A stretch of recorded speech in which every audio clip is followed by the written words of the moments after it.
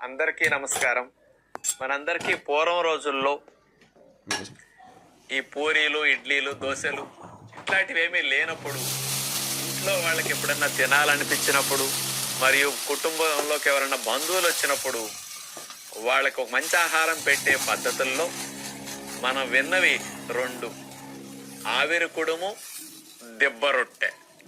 ఈ దెబ్బ రొట్టె అనేది చాలా ఫేమస్ మామూలుగా. మరి ఈ రోజుల్లో కూడా దెబ్బ రొట్టె విషయాన్ని ఆలోచిస్తే మనకి ఇతర టిఫిన్స్ తో పోలిస్తే దెబ్బ రొట్టె చాలా మంచిది. ఎందుకంటారా? ఇది చాలా రుచికరంగా తయారు చేసుకునే పద్ధతి అనమాట.